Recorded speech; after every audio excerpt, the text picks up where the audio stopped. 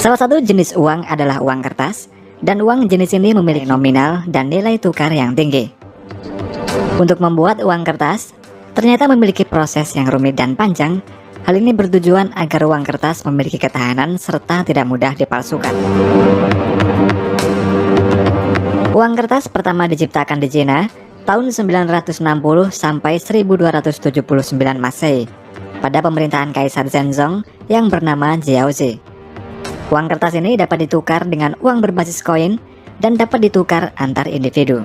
Sementara itu, praktek penggunaan uang kertas baru mulai populer di Eropa pada abad ke-17 dan terus berkembang hingga sampai saat ini. Untuk di Indonesia sendiri, lembaga yang berhak mencetak uang adalah Bank Indonesia melalui Perusahaan Umum Percetakan Uang Republik Indonesia atau PERURI. Dan meski bisa mencetak uang, negara tidak bisa sembarangan mencetak uang sebanyak-banyaknya. Hal ini dikarenakan jika suatu negara mencetak uang dalam jumlah banyak, hal tersebut malah negatif bagi negara tersebut. Jika uang dicetak terlalu banyak, nilai uang akan turun, serta dengan banyaknya uang yang beredar di pasar, maka akan membuat harga barang semakin naik. Selain itu, untuk mencetak uang ini juga membutuhkan biaya yang sangat mahal. Dalam membuat uang kertas baru, memerlukan beberapa tahapan, seperti mengadakan rapat untuk membahas berapa banyak uang yang harus dicetak atau dibuat. Setelah menentukan jumlah uang kertas yang akan dibuat, kemudian proses pembuatan uang mulai dikerjakan. Sebelum mencetak uang baru, perlu dilakukan desain uang kertas. Setelah desain uang kertas ini selesai, proses selanjutnya adalah engraving yang nantinya digunakan untuk mesin print. Untuk saat ini, proses engraving ini dapat dilakukan dengan menggunakan bantuan komputer. Namun pada zaman dulu, proses ini dilakukan secara konvensional, yaitu plat besi diukir menggunakan alat ukir oleh seorang engraver. Proses engraving ini sangat sulit karena harus mengukir desain uang kertas baru secara terbalik menggunakan berbagai macam alat ukir konvensional. Untuk mengukir desain pada plat besi, seorang engraver menggunakan alat kaca pembesar karena pengukiran tersebut harus diukir dengan sangat detail dan dalam ukuran yang sangat kecil. Hal yang paling sulit dalam engraving ini adalah saat mengukir kepala seseorang yang dapat memakan waktu hingga 8 bulan lamanya.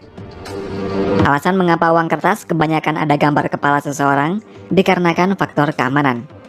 Gambar kepala pada uang kertas dibuat dengan detail-detail khusus yang sangat kecil ukurannya sehingga susah untuk ditiru.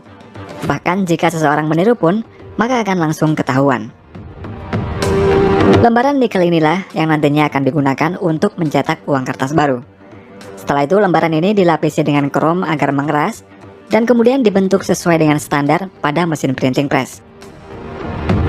Jika di Amerika, plat untuk mencetak uang kertas ini dapat mencetak sebanyak 32 juta US dollar sebelum plat tersebut rusak, sehingga dibutuhkan banyak plat cetak yang banyak dalam proses pembuatan uang kertas baru.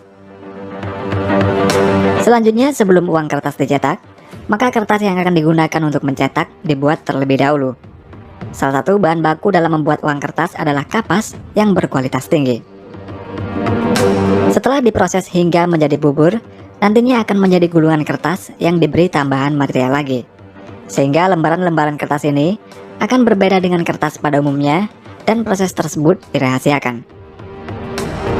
Untuk di beberapa negara, uang kertasnya menggunakan kertas polimer yang terbuat dari film plastik transparan. Uang kertas polimer ini memiliki ketahanan yang lebih tinggi, namun tidak tahan terhadap panas. Kemudian setelah kertas jadi, maka akan diberi fitur pengaman. Salah satunya adalah security thread atau benang pengaman. Benang ini berfungsi sebagai penanda uang asli sehingga tidak akan mudah ditiru atau dipalsukan. Security thread ini terlihat seperti dianyam pada uang kertas dan memiliki posisi vertikal serta terbuat dari plastik khusus. Plastik untuk benang pengaman ini memiliki panjang yang bervariasi. Pada plastik tersebut, terdapat angka dan huruf yang kemudian dimasukkan ke dalam kertas menggunakan tekanan dan juga panas. Selain benang pengaman, juga terdapat watermark, yaitu pola atau gambar yang muncul pada uang kertas dan dapat dilihat dengan pencahayaan tertentu. Dan proses memasukkan watermark ke uang kertas yang sebenarnya sangat dijaga ketat dan dirahasiakan. Sebelum siap di-printing atau dicetak, gulungan kertas akan diinspeksi terlebih dahulu. Setelah itu gulungan kertas akan dipotong menjadi lembaran. Lembaran kertas yang lolos inspeksi akan ditumpuk menjadi satu bagian, di mana tiap tumpuk lembaran kertas berisi sekitar 20.000 lembar kertas. Dan kemudian tumpukan kertas itu akan dikirim ke tempat percetakan. Lembaran kertas itu akan masuk ke dalam proses offset printing. Proses ini seperti menyablon pada kedua sisi uang kertas dengan warna dasar uang. Offset printing ini harus sesuai di kedua sisinya hingga hitungan milimeter. Untuk selanjutnya adalah intaglio printing, yakni proses mencetak uang kertas sehingga hasil cetakan akan menjadi sedikit timbul di atas permukaan uang kertas. Setelah plat cetak diberi tinta, kemudian kertas dimasukkan dan proses printing dimulai. Intaglio printing ini lebih rumit daripada cetak offset, karena begitu mesin berjalan hanya bisa mencetak satu sisi uang kertas, berbeda dengan cetak offset yang bisa mengerjakan dua sisi sekaligus. Ketika selesai dicetak, lembaran uang kertas ini kemudian diperiksa, dan lembaran uang itu akan dimasukkan ke dalam mesin scan untuk melihat standar kesesuaiannya. Tidak hanya itu saja, kepadatan tinta pada lembaran uang kertas juga dilihat apakah sudah sesuai dengan standar atau belum. Selanjutnya, setiap uang kertas akan diberi nomor seri. Salah satu tujuan nomor seri uang adalah untuk mengetahui jumlah uang yang beredar dan menjadi identitas dari setiap uang yang beredar. Oleh karena itulah, tidak akan pernah ada uang yang memiliki nomor seri yang sama, dan sistem pemberian nomor seri ini juga berbeda-beda untuk tiap negara. Setelah diberi nomor seri, uang kertas tersebut akan diperiksa lagi untuk mengecek kesesuaiannya.